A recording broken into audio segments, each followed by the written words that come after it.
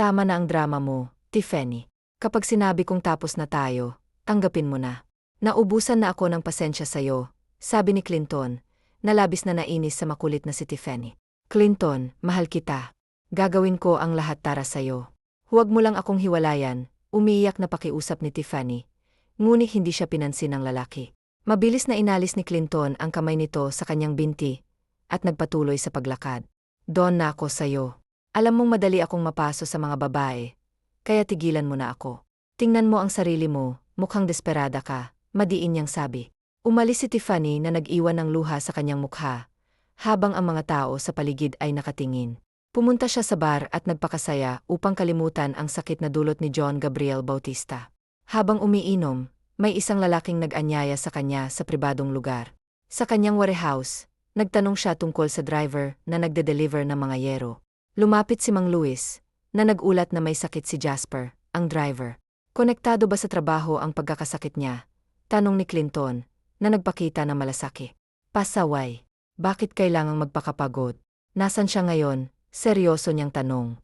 Dinala siya ni Mang Luis sa ospital, kung saan nalaman niyang maayos si Jasper. Nagbigay siya ng 5,000 kay Aling Nora, asawa ni Mang Rocco. Gamitin niyo ito para sa kanyang gamutan. Pakisabi kay Mang Rocco na huwag munang magtrabaho hanggat hindi pa siya okay.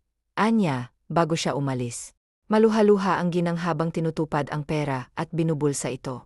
Maraming salamat po, Boss Clinton. Hindi ko na alam kung saan kukuha ng pambayad sa bill ng asawa ko. Sabi niya, tumutulo ang luha sa labis na galak. Wala yung anuman, mauuna na ako. Paalam, tugon ni Clinton, na nagpa siya ng magtaksi si Mang Luis pauwi. Pagdating sa bahay, kinatok niya ang kwarto ng kapatid na si Sam. Nandyan ka ba? Tanong niya. Bakit? Sagot ni Sam na nagbukas ng pinto. May meeting ka with one of our biggest investors, sabi ni Clinton. Seriously? Kadarating ko lang from business trip, reklamo ni Sam. Kailangan ko ng tulong, kaya't maghanda ka na, pagpilit ni Clinton. Okay fine, pero walang makukuha sa'yo kapag humingi ako ng tulong, sagot ni Sam, na nagpa siya ring tumulong. Thanks, brother. Next time, sagot naman kita, sabi ni Clinton bago umalis. Masaya siyang naghanap ng lumanyang pantalon at shirt, nagdala ng backpack, at nag-imbak ng pera para sa biyahe patungong Batangas. Nais niyang makahanap ng ideal girl na makakasama habang buhay. Pagdating sa warehouse, nagulat si Mang Luis sa suot ni Clinton. Bakit ganyan ang suot niyo? Tanong niya. Dahil magiging driver niyo ako, tara na, sagot ni Clinton. Umabot sila ng 6 na oras sa biyahe, at nakarating sa Batangas bandang 4 oras ng hapon. Habang nag-usap si Mang Luis sa manager, bumangga si Clinton sa isang babae na abala sa pagsusula. Sorry po, sabi ng babae. Napalunok si Clinton sa ganda ng babae. Ayos lang, sagot niya na may ngiti. Tinulungan niyang pulutin ang ballpen at notebook nito. Kukuha ka ba ng orders dito? Tanong niya. May sariling hardware ang pamilya ko at ako na ang nagpapalakad, sagot ng babae. Pwede ba akong makatulong? Tanong ni Clinton. Hindi na, kasama ko na ang 2 trabahador, sagot ng babae, na ikinabagsak ng balikat ni Clinton. Pasensya na ulit, anya at iniwan siya. Naiwan si Clinton na may ngiti, habang pinagmamasdan ang babae, na unang kumuha ng kanyang atensyon. Pag lumingon ka, akin ka, mahina niyang sabi, ngunit hindi siya pinansin. Napangiti siya sa ideya na hamunin ang kanyang sarili na ligawan ito. Pumasok siya sa truck upang iparada ito at tumawag sa tauhan sa warehouse para magpadala ng driver pabalik ng Maynila. Sinang-ayunan niya ang mungkahi ng tauhan na bukas na lamang dahil madilim na. Matapos iparada ang truck, tinawag niya si Mang Luis para kumain. Nagpunta sila sa isang karenderya at nagtanong kung saan sila pwedeng matulog ng gabing iyon. Napadpad sila sa isang motel at nagpalipas ng gabi. Sa umaga, nag-almusal sila at hinintay ang taong darating para manyobrahin ang truck. Dumating ang hinihintay nila at pinakain muna ito ni Clinton bago binigyan ng pocket money. Nais ni Clinton na alamin ang impormasyon ng babaeng nagustuhan niya mula sa logbook ng warehouse. Laking tuwa niya nang malaman na bakante ang apartment sa tabi ng hardware store. Salamat ho, sabi niya sa may-ari ng apartment nang makuha ang susi. Inayos niya ang kanyang silid at mga gamit. Mas pinili ang mga ukay-ukay para sa simpleng hitsura. Pagbalik sa apartment, naligo siya sa malamig na tubig at nag-isip tungkol sa kanyang plano na lapitan ang dalagang natitipuhan. Sa kabilang dako, si Catherine ay nagpapahanap ng driver dahil umalis na si Mang Kanor. Nakipag-usas siya kay Mark, ang natitirang driver, at nagdesisyon silang maglagay ng kartolina sa labas. Maya-maya, may lumapit na pamilyar na mukha kay Catherine. Nagkita na ba tayo? Tanong niya. Sa Steeltech, doon tayo nagkabunggo, sagot ni Clinton. Tinanong siya ni Catherine kung bakit siya nag-apply. Maalaga lang ako sa katawan, sagot niya, sabay na nagdahilan na naghahanap siya ng trabaho upang makapag-ipon para sa maliit na negosyo. Ngumiti si Catherine, natutuwa na may kapalit na ang umalis na driver. O Sage, hired ka na. Ako nga pala si Victoria Zamora, pero mas gusto kong tawagin akong Kath, sabi ni Catherine habang inilahad ang kamay. Tinanggap ito ni Clinton. John Gabriel Bautista. Pakilala niya na may ngiti.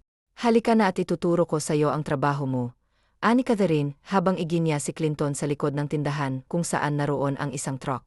Ito ang truck na gagamitin mo para sa mga customer na bumibili ng graba at hollow blocks. Madali lang ang trabaho mo, magmamaneho ka lang at may mga pahinante na magbababa ng karga, dagdag niya na may biro. Sanay ako sa mabibigat na trabaho, Kath, sagot ni Clinton. Naku, binibiro lang kita. Ganito rin ako sa mga empleyado ko, paliwanag niya. Wala pang customers, sumama ka na muna sa tindahan at kapag may mabibigat na bubuhatin, ipapagawa ko sa'yo. Pumasok sila sa tindahan at napansin ni Catherine ang pamimilog ng mga mata ni Kira, ang nag-isa niyang tindera, nang makita ang bagong driver. Hoy, pasukan ng langaw ang bibig mo, biro ni Catherine sa kanya. Mamkat naman, nahihiyang sagot ni Kira, na nahihiya dahil sa pagkapahiya. Okay lang na magpantasya ka kay Clinton, mukhang single pa naman, biro ni Catherine. May nobyo na ako eh. Napahanga lang ako dahil ang pogi ng driver natin, depensa ni Kira. Natawa si Catherine, binibiro lang naman niya ang dalaga. Malay mo magbago pa ang isip mo kay Fred, dagdag niya. Naging busi ang 3 tao sa loob ng tindahan, dahil sa dagsa ng mga customer. Nakakadalawang balik na yung si ate girl dito. Tingin ko type ka niya, Clinton, sabi ni Catherine nang umalis ang isang customer. Nga, karamihan sa mga namimili ngayon ay babae, sang-ayon ni Kira. Tag-iisang piraso lang ang binibili, halatang dahilan lang nila. Yun para makita ang gwapo nating kasama, dagdag pa ni Catherine. Clinton, doon ka na sa likod dahil andyan na naman ang mga babae, utos ni Catherine. Gustong matawa ni Clinton sa pagsusungit ni Catherine sa mga customer. She's kind of cute, anya, bago siya tumungo sa truck upang subukan ito. Nag-test drive siya ng ilang minuto, bago siya tawagin ni Catherine. Mag-deliver ka ngayon, pogi, sabi ni Catherine kay Clinton, na nagpangiti nang makalapit siya. So, nagagwapuhan ka rin pala sa akin, tanong ni Clinton ng pilyo. Pogi ka kaya, sagot ni Catherine. Oh, kaya. Sige na, mag-deliver ka na, tugon nito. Napansin ni Clinton ang kanyang malamyos na ikinasaya. Hala siya. Bakit ka nagmo-dance diyan? Tanong ni Catherine. Sabi mo kasi pogi. Kaya sinayawan kita, sagot ni Clinton na may biro. Trending yon sa Sokmd. Sira ulo. Ang sabi ko gwapo ka, tapos magtrabaho ka na, napapanganganglitan niya nito. Ganun ba? Sorry, sagot ni Clinton na nakangiti. Buong biyahe, nakangiti si Clinton. Kinilig pa ang babae sa pinagbagsakan nila ng graba at semento dahil sa kanyang ngiti. Iba yung ngiti natin, boss Hulaan kong dahil yan kay Ma'am Catherine, bulalas ni Kyle, ang pahinante ni Clinton. Naku, boss, mabibigo ka kay Ma'am Catherine dahil may nobyo na yun, sagot ni Kyle, na nagdulog kay Clinton na muntik nang masubsob sa truck. Matagal na ba sila? Seryosong tanong ni Clinton. Matagal-tagal na rin. Kasal na nga lang ang hinihintay ni Ma'am Kat, sagot ni Kyle. Nadinig ko kasi sila Kira, at Ma'am na nag-uusap na ibibigay lang daw ni Ma'am ang bataan niya kapag kinasal na sila. Hindi ko alam na marits ka pala, sagot ni Clinton habang nagmaniho. Wala siyang plano na sumuko lalo na, at hindi pa nakatali ang babaeng gusto niya. Natapos ang araw na nag-iisip si Clinton kung paano mapapaalis ang pesteng nobyo ni Catherine. Pagkatapos magluto, may kumatok sa kanyang pintuan. Bati niya kay Catherine na may dalang tupperware. Sumobra kasi yung niluto ko, kaya naisipan kong dalhan ka, sabi ni Catherine. Salamat dito.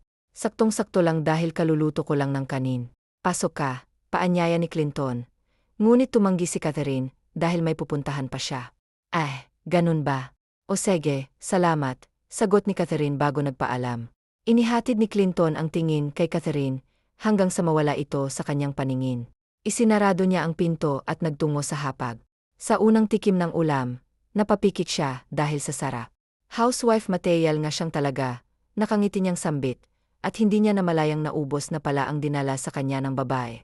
Samantala, excited na bumaba si Catherine ng tricycle sa harapan ng bahay ng kanyang nobyo. Bit-bit ang niluto niyang ulam. Kumatok siya ng 3 beses sa pinto at pinagbuksan siya nito. Bebe, nagulat ang lalaki nang makita siya. Oo, bakit parang gulat na gulat ka na makita ako? Bawal na ba akong pumunta rito? Tanong ni Catherine na may tono ng tampo. Hindi naman. Nabigla lang ako. Halika, tuloy ka na, sagot ni Andrew, na tila napipilitan. Napansin ito ni Catherine ngunit hindi siya nagtanong pa. Nagdungo si Catherine sa hapag upang ihanda ang pagkaing dala. Ngunit nagtataka siya nang makitang may 2 pares ng plato sa lamesa. May kasama ka ba rito, bebe? Umuwi na ba si Tita Marina? Tanong niya. Wala akong kasama rito. Kay Pereng Jude yan. Kumain siya kanina, mabilis na sagot ni Andrew, na pinaniwalaan naman ni Catherine. Sayang naman tong hinanda ko. Sige, ako na lang ang kakain, sabi ni Catherine na tinanguan ni Andrew. Sandali lang, magdadamit lang ako at sasabayan na kita. Paalam ni Andrew, na agad nagtungo sa kanyang silid. Dito, ginigising niya si Laura, ang isa pa niyang nobya.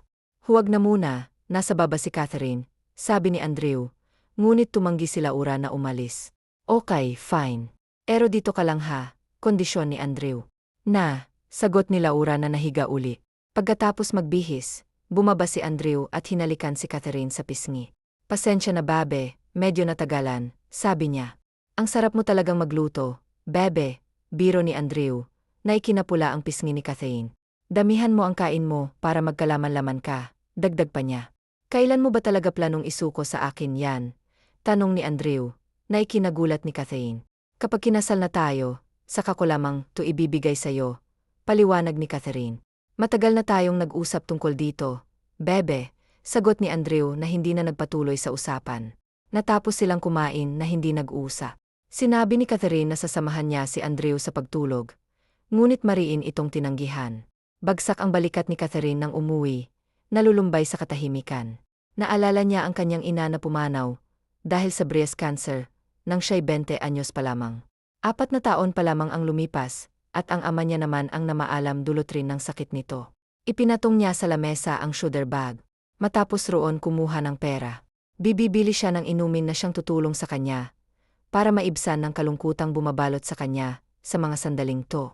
Magiinom ka, boses, yon na nagmumula sa kanyang likuran. Liningon niya ang lalaki, saka pilit ritong ngumiti. Gusto mo rin bang uminom? Imbes na sumagot ay inaya niya na lamang ang lalaki. Hindi ako pala inom pero para sa'yo sasamahan kita, dahil ayokong maramdaman mo ang pagigiging mag-isa. Sa sinabi nito'y nakaramdam siya ng saya. May dahilan ba ang paglalasing mong to? Tanong niya nang sinimulan niya ng pagsasalin sa kanilang mga baso na binili nitong alak, matapos nilang maisaayos ang inumin pati na ang sisig na pulutan na madali ang niluto ni Catherine. Nalulungkot kasi ako, Clinton eh. Nakikita mo naman siguro na mag-isa na lang ako. Yung nobyo ko naman nagtatampo sa akin. Malungkot na pura niya, at saka tinungga ang gin, at pagkatapos ay nagsalin ulik at mabilis niyong ininom. Dahan-dahan ka lang at baka malasing ka. Masakit sa ulo ang hangover, pagpapaalala niya rito ngunit ngumiti lamang sa kanya ang babae. Half day lang naman tayo bukas dahil linggo kaya huwag mong problemahin. Yung hangover na yan, anya. Inumin mo na rin yang gin mo. Turo nito sa shot glass na hindi pa rin ito tinutungga. Sinunod naman ni Clinton ang sinabi nito. Tinungga niya ang inuming bago sa panlasa niya. Whiskey lamang kasi ang iniinom niya, kaya naman ang gumuhit sa lalamunan niya, ang ginay mariin siyang napapikit nguni agad ring napamulat ng tawanan siya ni Catherine. Halatang halata na hindi ka sanay uminom ah. Bibihira ng lalaking katulad mo ah. Good for you, malusog pa ang atay mo. Sa akin kasi baka nangingitim na dahil sa gabi-gabi kong pagtungga. Anya't saka muling tinungga ang ala. Itong inumin lang kasi na, nagpapatulog sa akin eh. Hirap kasi akong makatulog dahil sa insomnia ko. Pagtatapat niya at muli sanang tutunggain ng ginang pigilan na siya ni Clinton. Tama na yan. Hindi mo kailangang sandalan ng ala. Pwede mo akong sandalan. Pwede mo akong sabihan ng mga mabibigat mong dinadala. Sasamahan kita, Catherine. Hindi mo kailangang maramdaman ang pagiging mag-isa, dahil palagi na kitang sasamahan. Itinabi niya ang baso pati na ang botet sa kanya. Isinandal ang ulo ni ito sa kanyang balikat. Matulog ka na. Babantayan kita at hindi ako aalis, magtiwala ka. Wala akong gagawin sa iyong masama, masuyo niyang sabi na nagpangiti naman sa babae. Ipinikit ni Catherine ang kanyang mga mata. Naramdaman niya ang kamay nitong ipinatong sa balikat niya. Ngunit wala siyang naramdamang pagtutol doon. Unti-unting bumigat ang talukap ng kanyang mga mata. Salamat, Clinton, mahina niyang sambit hanggang sa tuluyan na siyang nilamon ng antok. Hindi mo deserve ang malbasurang pagtrato ng bulakbol na engineer na yon. Hindi siya ang lalaki para sa'yo, Catherine. Hindi siya ang makakasama mo kundi ako. Sisiguraduhin kong mamumulat ka sa kalokohang ginagawa ng walang hiyang Hakob na yon. Mahina man ngunit may diin niyang sambi. Sinundan niya kasi kanina si Catherine, at kitang-kita niya sa bintana ng silid noong lalaki ang isang babae, na walang saplot. Kitang-kita niya rin kung papaanong ipinagtulakan ng lalaki ang babaeng inaasam-asam niya. Gusto niyang sugurin ang lalaki kanina ngunit pinigilan niya, dahil merong tamang panahon para gawin niya yon. Ipinatong niya ang ulo sa ulo nito, sa kadinampian ng kanyang palad ang malambot nitong pisngi. Maingat niya ring dinampian na magaang nahalik ang noo nito, saka siya pumikit din naman niya, ang pusong pumipintig ng malakas. Ang lalim naman ng tama ko sa'yo, ang kanyang isip, habang ang labi niya ay merong nakapaskil na ngiti. Ni hindi niya namalayang tuluyan na rin pala siyang nakatulog. Kinaumagahan ay naunang nagmulat ng mata si Catherine. Nagulat siya sa posisyon nila ni Clinton, ngunit sinarili niya ang pagkabigla upang hindi maistorbo ang tulog nito. Mabilis niyang ipinikit ang kanyang mga mata nang gumalaw ito. Umakto siyang tulog hanggang sa maramdaman niya ang pag-alis ng ulo nitong nakapatong sa kanya. Naramdaman niya rin ang titig nito sa kanya. Gusto niya nang imulat ang kanyang mga mata ngunit tila pinipigilan siya ng isang bahagi ng kanyang isip. Kaya't ipinagpatuloy niya ang pagtutulog-tulugan hanggang sa maramdaman niya ang mainit na hininga malapit sa kanyang noo.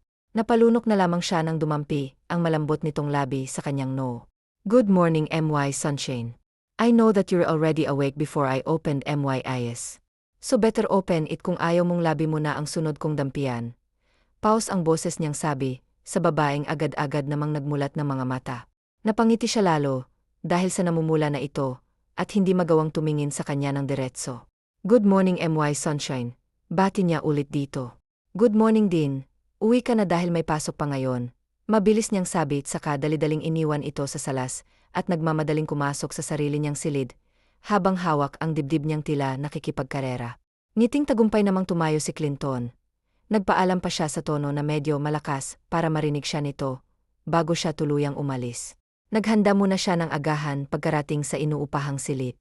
Matapos ay sisipol-sipol niyang binuksan ang gripo, at na mapuno ay naligo na siya. Minadali niya ang pagkilos dahil excited na siyang makitang muli ang inaasam na dalaga. Handa na sana siya sa paggayak nang tumunog ang cellphone niyang nakapatong sa ibabaw ng lamesa. Sam, bakit? Bungad niyang tanong sa kapatid nang sagutin ang tawag nito. Anong katarantaduhan na naman ang pinagagagawa mo diyan Clinton? Nailayo niya sa tenga ang cellphone, dahil sa lakas ng boses ng kanyang ama. Naiimagin niya ang mukha nitong nanggagalaiti sa sobrang gali. Ngunit wala siyang pakialam sa galit nito. Kahit itakwil siya nito ay wala rin siyang pakialam. I'm just having some fun saka ano pa bang bago. Lahat naman ng gawin ko, katarantaduhan lang para sa inyo. I'm always a failure to you. Walang kaabog-abog niyang tugon sa ama nang ibalik sa tenga ang cellphone niya. How dare you talk to your father like that? I'm warning you young man. Bumalik ka rito kung ayaw mong sirain kung buhay ng babaeng kinababaliwan mo. Banta nitong nagpaliyab kay Clinton. Kantiin niyo ng lahat, huwag lang si Catherine. I love her, she's my happiness and my everything. Kaya't oras na ginalaw niyo siya hindi niyo rin magugustuhan ang ibabalik kong ganti. Nagbabaga ang kanyang mga mata habang ang kanyang kamay ay kuyom na kuyom sa labis na galit. Huwag mo akong hinahamon. Yun lang at binaba na ni Mr. Albert Bautista ang linya. Naibitaw niya na malakas ang cellphone sa pader sa labis na galit para sa ama. Nagkapira-piraso yon sa sobrang lakas ng impact. Napahilamos siya at saka pabagsak na naupo sa sofa. Hindi siya natatakot sa banta ng kanyang ama ngunit natatakot siya sa maaaring mangyari sa babaeng mahal niya. Bumuga siya ng hangin ng ilang ulit bago tumayo. Hindi siya maaaring magpaapekto ngunit hindi rin siya maaaring magpakampante. Kilala niya ang ama. Kapag nagbitaw ito ng banta ay talagang ginagawa nito, kahit na meron pang madadamay na ibang tao. Sa huling pagkakataon ay bumuga siya ng hangin, bago tuluyang lumabas ng inuupahang silid. Diretso lamang ang lakad niya nang ang tumawid sa kalsada. Lete kayata pogi. Punan ni Kira ng daanan siya ni Clinton. Napasarap ang tulog ko may kaltas ba kapag lete? Pabiro niyang tanong. Hindi ako nangangalat ng sahod, sabat ni Catherine na ikinangiti naman kaagad ni Clinton. Good morning ma'am. Sinaluduhan niya ito ng madalian, sabay pikit ng isa niyang mata rito. Nakatulog ka po ba ma'am Catherine kagabi ng mahimbing? Ngising dugtong niya pan ngunit inihirapan lamang siya nito, at saka tinalikuran. Ang kute mo ma'am, ang sarap mong iuwi, banat niyang ikinatili ni Kira, dahil kanina pa itong kinikilig sa kanilang dalawa. Manahimik ka nga riyan Kira, para kang inahing manok na sinasakal. Sita niya sa dalagang tinawanan lamang nito, lalo na nang makita ang magkabilaan niyang pisngi na mumula. Magtrabaho ka na down sa likod, masungit niyang mando kay Clinton. Yes ma'am, sagot niya. Good morning ulit ma'am. Pahabol niya pa bago tuluyang pumunta sa likod. Iling-iling namang napaupo sa silya si Catherine. Loko-lokong lalaki, nasambit na lamang niya. Gwapong loko-loko nun ma'am, banat panikira na ninusuan lamang niya. Ang daldal mo, isusumbong kita kay Fred niyan ha. Natutulala ka down sa lokong yon. Pananakot niya ritong agad namang tumalab, dahil tumigil na agad ito. Sunod-sunod nang nagsulputan ng mga Samtomers, kaya't naging busi na silang lahat. Hanggang tanghali lang silang magbubukas, kaya pagsapit ng 11:30 ay nagsara na sila. Ibinigay na rin ni Catherine ang sahod ng mga empleyado niya, kabilang na rin si Clinton. Lingguhan kasi siya kung magpasahod. Hindi ka pa ba uwi? Nakauwi na silang lahat ikaw na lang ang naririto. May kailangan ka ba? Kulang ba ang binigay ko sa'yo? Sunod-sunod niyang tanong. Pero mamaya pa kapag pumayag ka ng sumabay sa akin na kumain diyan sa malapit na karinderya, iminwestro pa ng kanyang nguso ang sinasabi niyang kainan. Nagluto ako kaya ikaw na lang. Mabilis niyang sagot Makikikain na lang ako malawak ang ngiti niyang sabi na ikinataas ng kilay ni Catherine. Pwede ka namang makikain, pero bilisan mo lang dahil pupunta ako kay Andreu, para sabay kaming mananghalian. Pangungondisyon niyang sunod-sunod naman itong tinanguan. Alika na sa loob, ayaan niya rito. Anong tawag dito? Bakit parang nilagyan ng food color ang manok? Inusenteng tanong ni Clinton sa inihaing pagkain sa kanya ni Catherine. Chicken kuransyo nga. Ganun ba chicken curry, palang tawag dito, kakamot-kamot sa ulo niyang sambit, saka sinimulang kainin ang inihain nito sa kanya. Hindi ka ba kakain? Tanong niyang binabagalan ng kilos pati na ang kanyang pagkain. Doon nga ako sa bahay ng nobyo ko kakain kaya kung pwede pakibilisan, dahil nakakaabala ka na. Naiinis yang ang sabi, habang panay ang tingin sa suot na relo malapit na maglabindalawa. Bilisan mo namang kumain Clinton. Pag-aapuran niya ngunit mas lalo naman itong binagalan ng pagkain. Nananadya ka ba? Tikon niyang tanong ngunit inosente, lamang itong umiling sa kanya, kaya't nanlalaki na lamang ang ilong niyang kinalma ang sarili. Aalis na ako ha, bahala ka kung anong gusto mong gawin dito sa bahay, basta siguraduhin mong kapag aalis ka na ay isasarado, at ilalok mo ang pinto o kay sige na be. Hinirap pa niya pa ito bago tuluyang tinalikuran. Huwag mo siyang nang abisuhan na pupunta ka, para naman masurpresa siya malaman niyang. Pahabol rito nang lalabas na ito ng pinto, na hindi man lang siya pinansin ni Catherine, at agad nang nagpara ng tricycle na makalabas sa kanilang bakuran. Pag-aalis naman ni Catherine ay binilisan na ni Clinton ang kanyang pagkain. Kailangan niya kasing sundan ang babae. Dahil baka matuklasan na nito ang kalokohan ng nobyo nito. Kailangan niya mabigwasan ang pagmumukha ni Andreu, kapag nangyaring nabuko na nga ito ni Catherine. Mabilis siyang nagpara ng tricycle at sinabi sa driver ang lugar kung saan siya paroroon. Sa kabilang dako naman ay kunot noong nakatingin si Catherine sa paris ng sandals, na nasa labas ng bahay ng kanyang nobyo. Bahagyang nakabukas ang pinto, kaya't dahan-dahan siyang pumasok at doon ay lantaran niyang nakikita ang makamundong pagsasalo ng nobyo niya, pati na ang babaeng kaisa nito. Gusto niyang sugurin ang lalaki, at pagsasampalin ngunit tila napako na ang kanyang mga mata sa kinatatayuan. Napakasagana na rin ng luhang kumakawala mula sa kanyang mga mata. Natutop niya ang bibig ng tuluyang bumaon ang lalaking akala niya, kanya lamang sa babaeng ito, hanggang sa nabitawan niya ang dalang ulam. Catherine, agad na lumayo si Andreu kay Laura, at dali-daling sinuot ang nagkalat niyang saplot sa sahig. Bebe, let me explain, inakit niya ako, kaya ito nangyari so sorry, ikaw lang ang mahal ko, maniwala ka. Sunod-sunod niyang sabi ngunit isang malutong na sampal lamang ang natanggap niya mula sa nobya nang makalapit siya rito. Bakit mo nagawang lokohin ako Andreu? Minahal kita ng buon ngunit bakit mo nagawang gaguhin ako? 2 taon na tayo, 2 taon Andreu. Puno ng sakit niyang sumbat. Hindi mo kasi naibibigay ang pangangailangan ko, kaya ako naghanap ng iba. Nakayuko at matapat niyang sagot na mapait na manginis ihan ni Catherine. Hayop ka. Ang kati mo, napakawalang hiya mo.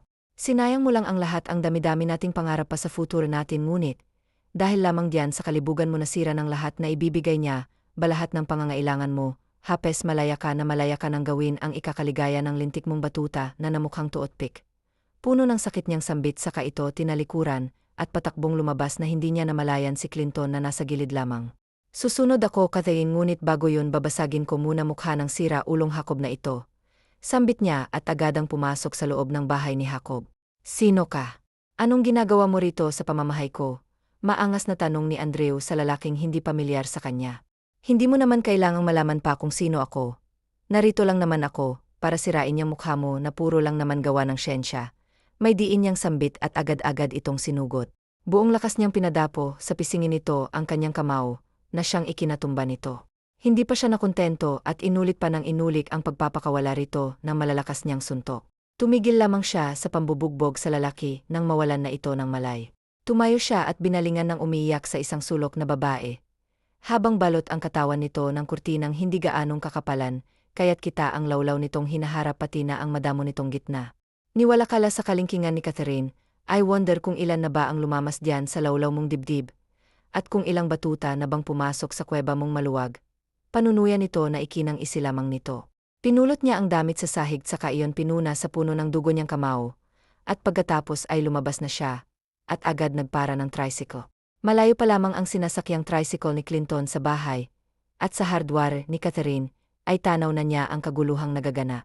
Kuya, bilisan mo man doon niya sa driver, na agad naman itong sinunod. What the hell is happening here? Dumagundong ang boses niya, pagkababa ng tricycle, sa mismong tapat ng tindahan. Nakuyom niya rin ng kamao, dahil sinira ng mga tauhan ng daddy niya ang tindahan ni Catherine, pati na ang mga paninda. Pinagsisira rin siniguro, talagang wala na mapapakinabangan, old man nanlilisik ang kanyang mga mata na matanaw ang amang hawak sa braso ang babaeng mahal niya na mugtong-mugto na ang mga mata sa labis na pag-iyak nito. Tumakbo siya papalapit sa mga ito ngunit hindi pa siya tuluyang nakakalapit nang harangin siya ng 4 na tauhan ng kanyang ama. Hinanda niya ang sarili para labanan ng 4 na lalaking hindi nalalayo ang taas at laki ng katawan sa kanya. Isa-isa niyang nilabanan ang mga ito, hanggang sa matagumpay niyang mapatumba ang 4 na tauhan ng kanyang ama. What have you done, John? Sige, Bautista, halos umusok ang ilong niya sa labis na galit. Para sa ama, nais niyang lapitan ng mahal ng patuloy sa paghigbi nang mapatigil siya. Dahil sa paglabas ng baril ng kanyang ama, at walang ano-anong itinutok yun mismo sa sentido ni Catherine. Clinton, natatakot ako. Nanginginig at basag na ang boses niya nang salubungin ng mga mata ng lalaking hindi niya inakalang anak pala ng makapangyarihang tao. Ayoko pang mamatay, takot na takot niyang pagsambi. Dad, please, tama na. Nanghihina niyang pakiusap sa ama, habang unti-unting lumalapit sa takot na takot niya nang mahal gusto niyang yakapin at pawiin ang takot nito. Wala rin siyang takot sa mga balang pinapakawalan ng ama niya. Kapag hahakbang siya, di bal na malumpo siya, basta't maalo niya lamang ang babaeng mahal na mahal niya. Tumigil ka na, itigil mo na ang kahibangang to, Clinton, pagbabanta ni Mr. Albert Bautista, ngunit tila bingi ang kanyang anak, at patuloy na humahakbang palapit, kaya't wala siyang ibang pagpipilian, kung hindi ang tuluyan patamaan ng paa nito. Natigil siya sa paghakbang nang bumaon sa laman ng paa niya, ang bala mula sa baril ng kanyang ama. Puno ng hinanakit niya itong tinitignan, kasabay ng pagtulo ng kanyang luha. Napakasama mong ama, ngayon na lang ulit ako, nakaramdam ng ligaya magmula na mawala si Mumi, alam mo ba yun? Tapos hahadlangan mo pa, anong klase ka bang ama? Panunumbat niya sa puntong yun, ay nawalan na ng malay si Catherine. Hirap man dahil sa tama ay dinaluhan ito ni Clinton. Hindi naman mapigilang maawa ni Mr. Albert Bautista, kaya't sumenya siya sa mga tauhang tulungan ng dalawa. Dalhin niyo sila sa ospital. Utos niya sa mga tauhan, at agad nang tumalikod, kasama pang iba pa niyang tauhan ni hindi niya nalingon pa ang panganay na anak. Mabilis namang nadala sa malapit na ospital ang dalawa, idiniretso agad sa si Clinton, dahil kailangang matanggal ang balang bumaon sa kanyang mga paa. Habang si Catherine naman ay unti-unti nang nagkakamalay. Nasaan ako? Si Clinton, asan si Clinton? Nag-hysterical niyang tanong nang bumalik sa isipan ng mga nangyari, bago siya nawalan ng malay. Huminahon lamang po kayo, miss. Nasa air na po yung kasama niyo, at kasalukuyang tinatanggal ang balang bumaon sa kanya saan ng doktor, na ikinatuwa ni Catherine. Diyos ko, huwag niyo po siyang pababayaan. Usal niya habang tahimik na tumatangis, alalang-alala siya. Para kay Clinton, hindi niya maipaliwanag yung takot na nararamdaman niya nang makitang bumaon ang bala ng ama nito rito. Gusto niyang humiyaw, para sitahin ng ama nito, ngunit hindi niya magawa dulot ng sobra-sobrang takot. Dos, Dalhin niyo po ako kay Clinton, gusto ko po siyang makita at makausap-pakiusap. Tumango naman ang doktor sa kanito, inutusan ng nurse na kumuha ng wheelchair. Samantala kapapasok lamang kay Clinton sa ICU, wala siyang malay, dahil sa gamot na itinurok sa kanya, para lamang kumalma at makatulog siya nung mga oras na tinatanggal ang bala sa kanyang paa. Nais niya, kasing alamin muna ang kalagayan ni Catherine, bago ng mga doktor tanggalin ang bala sa kanyang paa. Pagkahabag naman ang namutawi, kay Catherine pagkapasok sa silid ng ICU, matapos makita sa gitna ang walang malay na lalaki. Clinton, ayos ka lang ba? Gusto niyang kalt ka ng sarili. Dahil sa katanungang lumabas sa kanyang bibigay yung nakikita niya namang hindi ito okay. Gumising ka na diyan please eh. Inabot niya ang palad nito at saka yung dinala sa kanyang pisngi. Huwag namang pati ikaw mawawala pa sa akin. Espesyal ka na sa akin Clinton, kaya please gumising ka na diyan. Paus na paus niya ngunit pinipilit paano ko pa rin masabi, yon dahil sa pag-asang may rinig niya ako. Damayan mo ako, tulungan mo ako. Yung tindahan ko, kailangan pa nating ayusin, dahil may mga tao akong kailangang pasahurin. Kailangan nila ng pulong ko. Si Kira, may sakit ang nanay niya. Si Mark naman, may 4 na anak na pinapaaral. Habang si Kyle ay isang working student, kaya hindi po pwedeng hindi ko maitayo muli ang hardware ko. Napapasigaw niya. Unti-unti namang nagmulat ang kanyang mga mata si Clinton nang marinig ang mumunting hikbi ng babaeng mahal niya. Tahan na, MY Sunshine. Paus ang boses na sambit nito. Agad namang nagpunas ng luha si Catherine gamit ang likod ng kanyang palad, habang ang sipon niya ay basta na lang niyang isiningit sa laylayan ng damit niya. Palihim na lamang na natawa si Clinton sa ginawa ng dalaga. Salamat naman at nagkamalay ka na. Sa huling pagpatak ng kanyang luha, palad na ni Clinton ang pumawi sa yon. Tahan na. Hindi natin sila pababayaan. Okay. Tutulong ako, pangako yan. May ngiti sa labi niyang wika, saka hinaplos ang pisngi nito. Patawad, Kath. Atawad sa mga nangyari. Huwag mo sana akong kamuhian, dahil hindi ko kiraanin. Mahal kita, Catherine. Buong pusong pagtatapat niya sa kanyang damdamin na ikinagulat naman ng babae.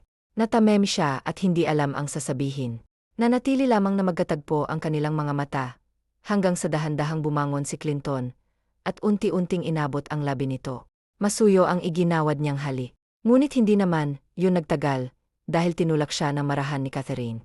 Huwag mo naman akong madaliin. Kagagaling ko lang sa breakup eh. Nakayukong wika niyang ikinangiti naman ni Clinton. Pasensya na. Nadala lang, napapakamot sa batok niyang paumanhin dito. Pwede payakap na lang. Sa yakap mo kasi ako huhugot ng lakas. Anya na agad namang pinaunlakan ni Catherine. Thank you, MY Sunshine. Mahina niyang sabit sa karito yumakap ng mahigpit. Naghiwalay lamang sila nang dumating ang mga kasamahan nila sa hardware. Napapangiti na lamang ang dalawa, dahil sa paulit-ulit na tanong nila Kira, Mark, at Kyle sa kanila kung ayos na bang talaga sila. Inabot din ng 3 araw, bago pinalabas ng ospital si Clinton. Pagka-uwi nila ay wala silang sinayang na oras sa paglilinis ng mga nasira, at nagkalat na kagamitan, at produktong hindi na mapapakinabangan pa. Gamit ang perang dala ni Clinton, ay nagtulong-tulong silang muling patayo ang hardware ni Catherine. Kung dati ay Zamora's Hardware ang pangalan ng hardware ni Catherine, ngayon ay Cathy Clint na. Ayon din sa kagustuhan ni Catherine, na paghaluin ang pangalan nila ni Clinton.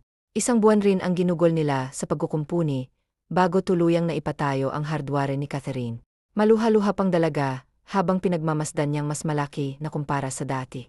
Next project ay ang panliligaw ko naman. Anya habang nasa likuran siya ni Catherine, na emosyonal na pinagmamasdan ang nabuo na muli nitong tindahan. Agad namang humarap sa kanya at mahigpit na yumaka. Salamat ng marami, Clinton. Hindi mo lang alam kung gaano mo akong napasaya. Madamdaming sambit nito na nagpangiti kay Clinton. Walang anuman. Masaya ako dahil nagawa kitang pasayahin kahit na simpleng bagay na ito. Wika nito na iniling ng babae ngunit nanatili nakayakap sa kanya. Hindi ito simpleng bagay lang para sa akin, Clinton. Napakalaki ng ginawa mong tulong na ito para sa akin, sa amin.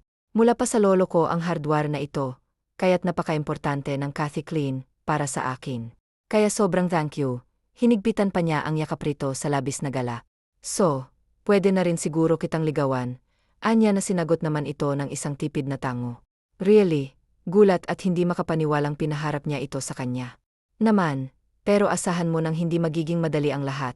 Okay, ngiting sambit niyang ikinangiti na malawak ni Clinton. Napasuntok pa ito sa hangin sa sobrang tuwa na animoy sinagot na siya. Ang naman ng reaksyon mo. Inapayagan pa lang naman kitang manligaw sa akin, pero ang saya mo abot hanggang langit na, natatawa niyang sabi rito. Para mo na rin kasi akong sinagot, anya na may ngiti sa mga labi. Sira, manligaw ka palang ano. Alam ko. Muli silang nagyakap ngunit daglian lamang dahil marami na ulik ang Samtomers nila. Mga bandang 10 oras ng umaga ay nagpaalam na muna sila Clinton at Catherine sa mga kasamahan dahil magtutulungan pa sila sa paghahanda ng pananghalian. Idineklara kasi ni Catherine na sasagutin niya ang pananghalian ng mga tauhan niya para naman hindi na mamasahe ang mga ito pauwi sa kanya-kanyang mga tahanan. Sa kanilang paghahanda ay hindi nawala ang kulitan, tawanan at asaran. Tikman mo nga ito, Clinton, kung okay na ang lasa, anya sa huling putahing niluto nila. Lumapit naman agad si Clinton hawak ang isang kutsarita, saka kumuha ng sabaw saka iyon tinikman. Tila siyang kinilig, dahil sa nanunuot na asim ng sinigang na niluto nito. Masarap, nag-thumbs up siya sabay ngiti na naman sa kanya ang babae, at agad na nakisuyo. Tanggalin na sa kalan, yung kaldero. Dadalhin na lang ba natin, pagkain nila sa tindahan? Tanong niyang tinanguan naman agad ni Catherine. Ako na lang ang magdadala nitong ulam at kanin, pagbipresenta niya. Sige, tinapunan niya lamang ng dagli ang tingin si Clinton, dahil busi siya sa tinitimplang juice. Grabe naman, pahanda niyo sa amin, Ma'am Catherine. Nakapantulog ng laway bulalas ni Mark matapos itong maghugas ng kamay. Nga, Ma'am Kath. Salamat sa malapiestang pagkain ha. Segunda naman ni Kira at Kyle. Deserve nyo, to dahil mga masisipag kayong lahat. O siya, magsikain na tayo't magpakabusog. Kailangan maubos natin lahat ha. Wika niyang may ngiti sa labi. Sinuliapan pa niya pa si Clinton na nasa kanyang tabi. At masuyo itong ginantihan na matamis ng ngiti. Kain na rin tayo, pag-aaya niya rito. Maupo ka na, Your Highness, at nang mapagsilbihan ka na ng gwapo mong hari. Kinindatan niya ito bago kumuha ng 2 plato. Palihim namang nasapo ni Catherine ang kanyang pisngi na nag-init. Lantaran pala siya kung manligaw, sa isip-isip niya. Salamat, ngiting sambit niya nang ibigay na nito sa kanya ang platong nilagyan nito ng pagkain. Welcome. Muli ay kinindatan niya ito. Naupo na rin siya sa tabi nito at natutuwa sa mga kasamahang inaasar sila na kesyo. Huwag na raw nilang patagalin. Hindi kailangang madaliin ang lahat, Mark. Kailangan kong paghirapan ang magiging premyo ko. Ngiting patol niya sa pagbira ng mga ito. Sumang-ayon naman ang lalaki sa kanya. Panay pa rin ang biruan nilang lahat habang kumakain. Nang matapos ay sina Clinton at Catherine na rin ang nagligpit. Dahil may mga mamimili ng kailangang asikasuhin ng mga tauhan nila. Ano kaya kung mag-set tayo ng outing sa kanilang lahat? Triat natin sila sa isang beach kasama ang pamilya nila. Once a year nating gawin, to all summer na susunod. Suhestyon ni Clinton nang magsarado na sila ng tindahan. Noon ko pa talagang gustong gawin. Yan kaso hindi ko lang talaga nabibigyan ng oras at panahon. Pero ngayong narito ka na, pwedeng-pwede na. Basta't matulungan tayo Palagi mo akong katulong sa lahat ng bagay. Sunshine, ngiting sambit niya na ikinangiti rin nito dito. Dito ka na lang maghapunan, para naman may kasabay ulit ako. Gusto ko yan. Kung gusto mo rin dito na ako titira, para palagi kang may kasama. Sira. Hindi pwede no, namumula niyang sambit sa karito nag-iwas ng tingin. Saka na pag sinagot na kita. Tumakbo siya papasok matapos niyang sabihin yon. Wagas naman ang pagkakangiti ni Clinton. Kinikilig rin siya, hanggang sa tuluyan na rin niyang ihakbang ang kanyang mga paa, para sundan ang reyna niya. Ano palang ihahanda mo ngayong gabi? Tanong niya nang makalapit siya rito. Car, di ba favorite mo yon? Tumango siya bilang tugon at dahan-dahang inyakap ang sarili mula sa likod nito. Clinton, ano bang ginagawa mo? Let's stay like this for a while, Sunshine. Gusto kitang yakapin ng mahigpit. Isinandal niya ang baba sa lig nitong ikinasanghaap ni Catherine. Hindi mo kailangang kabahan, Sunshine, dahil wala naman akong gagawin na hindi mo magugustuhan. Behave akong manliligaw, promise. Pagpapangaak niya bago tuluyang idinikik ang sarili rito. Ang sarap lang ang feeling ng ganito, kayakap ko ang babaeng gusto ko. Akiramdam ko pag-aari na kita, dugtong niya pa sa mahinang tono. Hindi naman magkamayaw ang puso ni Catherine, para na yung lalabas. Kumalas lamang ito nang merong kumatok. Ako na lamang ang magbubukas. Anitong tinanguan niya na lamang sa kalamang kumalma ang puso niya ng tuluyan na itong makaalis. Sam, ano na parito ka? Kunot ang noong tanong niya sa kapatid na ang mapagbuksan niya ito. Si Dad, wala na siya, Clinton. Sumabog ang sinasakyan niyang eroplano, habang papunta siya ng France. I need your help bro. Hindi ko kaya mag-isa, imporma nitong nagpabigay Clinton hindi siya makapaniwala. Naging masama man sa kanyang ama ngunit ama niya pa rin ito at mahal niya ito. Nasaan ang katawan ni Dad? Tila may bumabara sa lalamunan niya sa naging tanong niyang yon. Umiling si Sam kasabay ng pagtulo ng luha nito. Abuat ang relo na lang ni Daddy nakuha ng mga otoridad.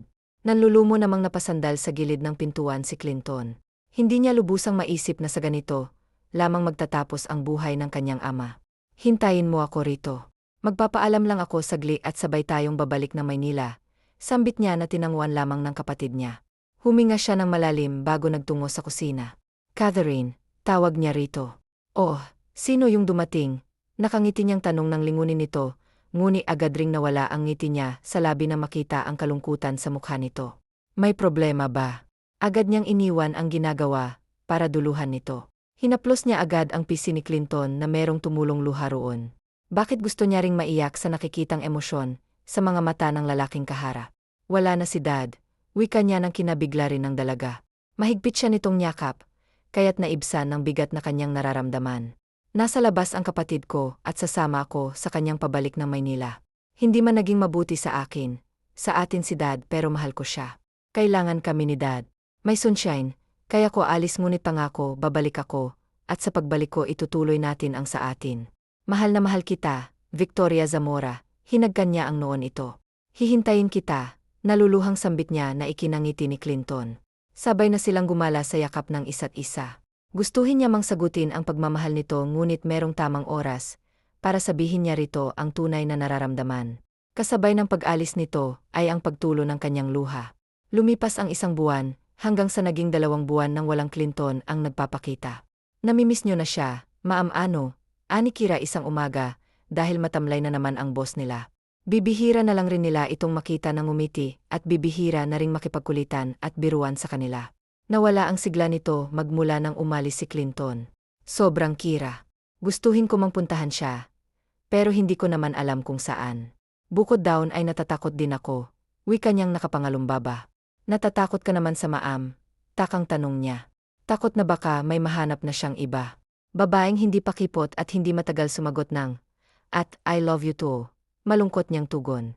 Ano ka ba naman Maam? Hindi yun magagawa sa'yo ni Boss Clinton. Dahil patay na patay yun sa'yo. Mahal na mahal ka kaya nun. Tiwala lang kasi Maam. Malay mo maimportanteng ginagawa. Alam mo kasi ang mga mayayaman Maam, kapag may nawawala sa isang miyembro ng pamilya, nililipat agad yung yaman at kapangyarihan. Ganun yung napapanood ko sa mga telenovela, saad nitong kinabok. Hininga lamang ni Catherine. Natapos pa ang maghapong walang kabuhay-buhay ang dalaga.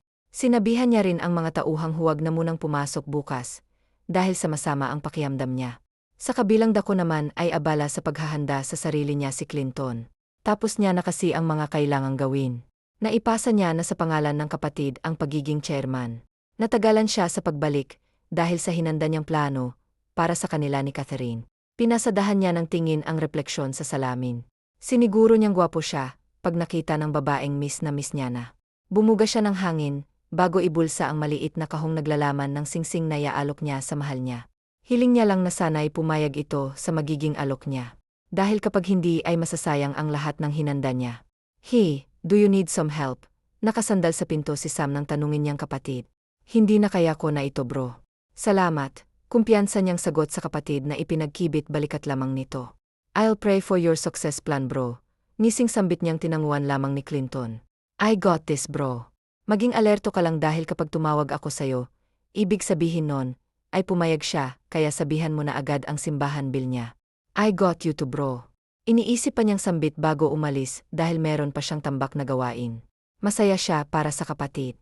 Sana lang magkaroon agad ako ng pamangkin, para naman magkaroon ng tiyanak dito sa bahay. Mahina niyang turan. Samantala padapa namang bumagsak sa kama niya si Catherine, saka doon ibinuhos ang emosyong bumalot na naman sa kanya. Miss na niya si Clinton. Sabi babalik din kaagad, pero magpahanggang ngayon wala pa rin. Puno ng pagtatampo niyang sambit. Bitnahinto lamang siya sa pag-emote ng may kumatok. Sino naman kayang taong mangistorbo sa gitnaan ng gabi? Anya nagpupunas ng luha. Sandali lang naman, inis niyang sigaw. Ang paulit-ulit na kumakatok ang tao na nasa labas. Sino ba? Naputol sa hangin ang dapat niyang sasabihin, nang masilayan ang mukha ng lalaking pinangunguluhan, bulaklak na itinago niya sa likod. Clinton. Sunod-sunod muling tumulo ang kanyang mga luha. Kinabig naman siya nito sa biwang at mahigpit na nyaka. Akala ko hindi ka nababali. Akala ko naghanap ka na ng iba. Akala ko hindi mo na ako mahal. Sunod-sunod niyang sabi habang umiyak. Pwede ba namang mawawala ang pagmamahal ko sa'yo gayong nakaukit ka na sa puso ko? Mahal kita, Catherine, mahal na mahal kaya tahan na. Pangako kung hindi na ako muling aalis pa. Marahan niyang hinaplos ang buhok nito, saka patuloy na hinahagkan ng noo at buhok nito. Kumala siya upang iabot ang bulaklak na hawak. Lumuhod din siya kaagad matapos nitong tanggapin ang bulaklak, dinukot niya rin sa bulsa ang maliit na kahon saka iyon binuksan at inialay sa babaeng minamahal. Napangiti siya nang muling tumulo ang luha nito, habang salon ng palad ang bibig. Victoria Zamora, will you accept my love? Would you accept me to be your partner until the rest of our lives? Puno ng pagmamahal niyang tanong rito. Clinton, gusto kong makasama ka hanggang sa huling hininga ko. Gusto kong maging asawa mo, luha ang sagot niya. Wala namang pagsidlan ng tuwang nararamdaman ngayon ni Clinton. Dahil sa wakas ay nakamit niya rin na matagal nang inaasam na sagot mula rito. Unti-unti niyang isinuot sa palasingsingan nito ang binili niyang princess coat na diamond ring matapos. Yun ay tumayo na siya, at may ngiti sa labing pinawi ang mga luhang kumawala sa mata ng babaeng mahal niya. I love you, my sunshine. Mahal din kita, Clinton ko. Puno ng pagmamahal niyang tugon. Tila tumaba ang puso ni Clinton sa narinig. Sobrang saya niya. Unti-unti niyang inilapit ang labi sa noon ito, saka iyon hinagkan inabot rin ng kamay niya ang baba nito, upang magpantay ang kanilang mga mata. Masuyo siyang ngumiti saka muling iniusok. Mahal na mahal kita, bago tuluyang magtagpo ang kanilang mga labi. Gamit ang paa niya, isinara niyang pintot saka binuhat si Catherine patungo sa silid nito. I love you, sambit niya sa pagitan ng kanilang mga halik, habang dahan-dahan niya itong inihiga sa kama. Buong puso niyang ipinaramdam kay Catherine ang pagmamahal niya. Napuno ng mahihina nilang halinghing ang apat na sulok ng silid. Naghiwalay lamang ang kanilang mga katawan nang tuluyang maramdaman ng pagod. Kinaumagahan ay tanghali na silang nagising. Masakit ba? Nasa tono niyang pag-aalala na mapangiwi si Catherine nang subukan nitong bumangon. Ganito pala kapag anang ikinangiti ni Clinton. Sa una lang yan, love. Paniniguro niya sabay yakap sa biwang nito. Ang dami mo namang endearment sa akin, nakangusong reklamo niya. Hindi mo ba gusto? Gusto pero gusto ko isa lang para naman yun din ang tatawag ko sa'yo. Paliwanag niya. O sige, sa love na lang tayo, para naman palagi mo akong tinatawag na mahal. Namula naman ang magkabilang pisngi niya, hanggang sa pupugin na naman siya ni Clino ng halik dulot ng panggigigil sa kanya. Matapos maghanda ng pagkain ay pinagsilbihan na ni Clinton si Catherine. Hinintay niya munang makatulog ang babae, para maisagawa ang plano. Nang tuluyang makatulog si Catherine, ay dahan-dahan nang umalis si Clinton. Binalikan niya ang apartment at saka doon, kinuha ang perang itinatago niya sa ilalim ng kama. Pasalamat na lamang siyang hindi pinakialaman ng landlady ang silid niya. Nang makuha ang pera ay nagtungo na siya sa mga bahay ng kasama sa trabaho. Sa wakas magiging misis na rin si Maam. Masaya kami para sa inyo, boss. Si Kira yon. Kami rin, boss, masaya kami para sa inyo ni Maam. Best wishes po. Segundo naman nila Kyle at Mark na ikinangiti naman ni Clinton. Maraming salamat sa inyo. Naparito talaga ako, dahil plano kong paunahin na kayo ng Maynila. May hotel na akong pinahanda, para sa tutuluyan nyo. May sasakyan na rin na paparating para mahatid kayo sa hotel na sinasabi ko. Mamaya susunod na rin kami at bukas na bukas din magaganap na ang kasal. Salaysay niyang sinang-ayunan naman ang lahat. Bago umalis ay pinaghati-hati niya sa 3 ang 1 milyon niyang pera. Para naman merong magamit ang mga ito, na panimula, para sa pinapangarap na negosyo. Maluha-luha ang 3 sa sobrang saya. Masaya rin si Clinton na nakatulong siya sa kapwa. Pagbalik niya ay nakahinga siya ng maluwag, dahil mahimbing pa rin ang tulog na mahal niya. Ipinasya niya na munang maligo, matapos ay binasa niyang bimpo, saka nilagyan niya ng tubig ang kinuhang plangganita. Maingat niyang pinunasan si Catherine, hanggang sa magmulat na ito. Good afternoon, love. Ngiting bati niya rito, habang pinupunasan ang isa nitong binti. Ngumiti rin naman si Catherine. Naramdaman niya ang pag-init ng pisngi, habang pinagmamasdang mahal niyang pinupunasan siya. Aalis ba tayo, love? Tanong niya na mapansin ang ayos nito. Kailangan na kasi nating bumalik na Maynila, dahil naghihintay na sa atin ang simbahang magiging saksi sa pagmamahalan nating dalawa. Ha, agad-agad, gulat niyang tanong dahil alam niyang hindi madali ang pagsasaayos ng kasal, maraming kailangang lakarin. Yes, isa na rin sa dahilan kaya ako natagalan na makabalik sa'yo, dahil sinasaayos kang kasal natin. Grabe ka na talaga, love. Sobra mo naman akong pinapasaya. Nanubo ang kanyang mga mata, kaya't agad na binitawan ni Clinton ang bimpo, saka sa kanya lumapit masuyo niya itong nyakap. Lahat gagawin ko basta mapasaya ka lang, mahal na mahal kita, napakasaya ko. Dahil sa wakas ay pumayag ka na maging asawa ko. Halos ipagsigawan ko na nga ang galak na nararamdaman ko. Aso pinipigilan mo ako. Dahil baka isipin ng mga taong malapit sa bahay mo may kasama kang baliw. Natatawa niyang wika na ikinatawa rin ni Catherine. I finally heard your law again, my love. Anas niya at masuyong sinalubong ng labi niya ang malambot at matamis nitong labi. Sa halik na kanilang pinagsasaluhan, ay nadaraan nila roon ng sobrang pagmamahal ni Ao, na nilang tigilan ang labi ng isa't isa, ngunit kailangan pa nilang bumiyahe. Ipagpapatuloy natin to sa mansyon ko, my love. Kinindatan niya ito bago tuluyang tumayo. Siya na rin ang nagsuot ng damit at nang lumabas ay binuhat niya pa ito, princess, isang prinsesa siya, kung ituring ni Clinton. Pagkaating sa mansyon ay halos malula si Catherine sa sobrang laki ng bahay nila Clinton. Nagmando agad ang lalaki sa mayordoma, na ipaghanda sila ng hapunan na agad namang sinunod ng may edad na babae. Hindi pa rin talaga maproseso ng utak ko na ganito, kaya man ang mapapangasawa ko, sino ba naman kasing mag-aakala ng isang driver, bilyonaryo pala. Manghangturan niya na marating na nila ang silid ni Clinton. Natawa na lamang si Clinton sa tinuran ni Catherine. Naalala mo ba yung araw na nabunggo mo ako? Dahil busi ka sa paglilista ng mga kailangan mong materyales. Tanong niya bago nahiga sa hita nito. Naman, tandang-tanda ko pa yon. Sa totoo lang na starstruck talaga ako sa'yo noon. Pero hindi ko lang pinapahalata. Dahil nahihiya ako pagkatapos noon makikita na lang pala kita sa harapan ng tindahan ko at nag-a-apply ka na bilang truck driver. Aso naalala mong talaga ako. Panunukso niyang tipid naman itong tinanguan. Tandang-tanda kong hulman niyang gwapong mukha. May ngiti sa labi niyang sambit, saka siya yumuko at inabot ang labi nito. Salamat dahil dumating ka sa buhay ko, love. Salamat dahil minahal at pinasigi mo ang isang simpleng katulad ko. Hinaplos niya sa pisngan ang lalaki, saka ito muling hinagkan sa labi. Mahal na mahal kita. Masuyo niyang wika, kaya't ang nakahiga niyang Fanny ay agad-agad na bumangon, para lamang mapalalim nito ang iginagawad niyang dagliang halik rito. Kakalasin na sana ni Clinton ang sapot ni Catherine nang kumatok ang isang katulong. Damn it! Mamaya na kayo mangistorbo, inis niyang sabi, kaya't natigil ang pagkatok ng katulong. Bakit mo naman sinigawan? Maingi sa labi niya nang tanungin yun kay Clinton. Nasa momentum na kasi tapos mangistorbo.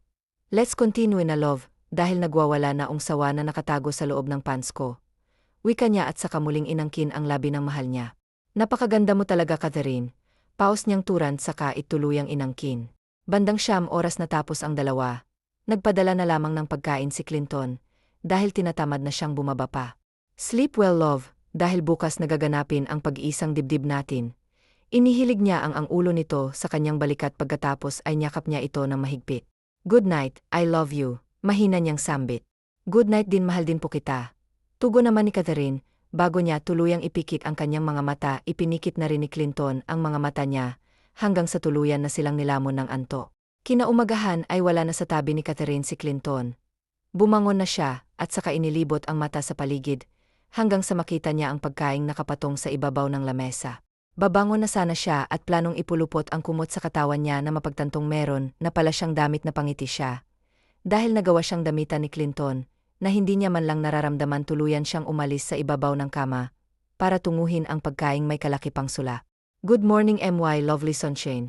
Ako ang naghanda ng lahat ng pagkain, kaya't sana maubos mo. Maaga nga pala akong umalis dahil kailangan umang-groom sa simbahan.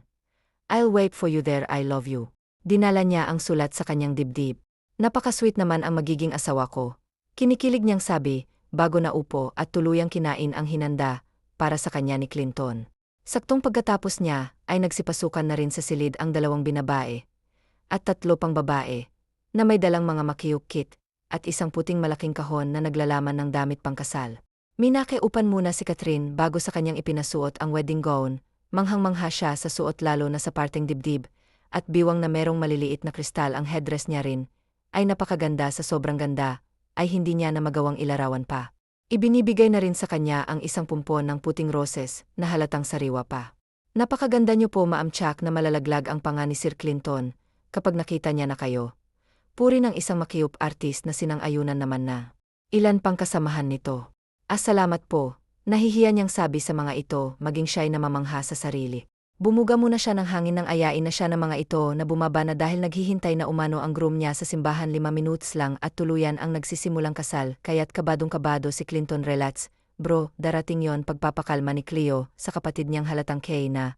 Dahil wala pa rin ang bride nito, tumango naman sa kanya ang nakatatandang kapatid saka ito tumingin ng diretso sa nakasaradong pintuan. Nakahinga lamang na maluwag si Clinton nang bumukas na ang tarangkahan at tuluyang iniluwa ng napakaganda niyang si Catherine. Bumuhos ang saya sa kanyang mga mata, naging emosyonal siya. Habang hinihintay ang babaeng mahal, nasa kalagitnaan pa lamang ito ngunit sinalubong niya na agad. Dahil hindi niya nais na maramdaman nito ang pagiging mag-isa lalo't walang maghahati dito palapit sa kanya. Bakit mo ako sinundo? Bawal yan ba? Mahinang tanong ni Catherine. Hindi ko gustong nakikita kang naglalakad na mag-isa. Nangako akong palagi mo kung kasama, hindi ba? Inilahad niya ang kamay na papangiti namang tinanggap yun ni Catherine. Hanggang sa sabay na nga silang naglakad, patungo sa harapan ng altar. Walang pagsidlan ng galak at sayan na kanilang naramdaman ng mga sandaling to nang tuluyang sabihin ng pari na sila'y ganap ng mag-asawa. You're finally my wife. Maramdaming sambit niya nang tuluyang maitaas ang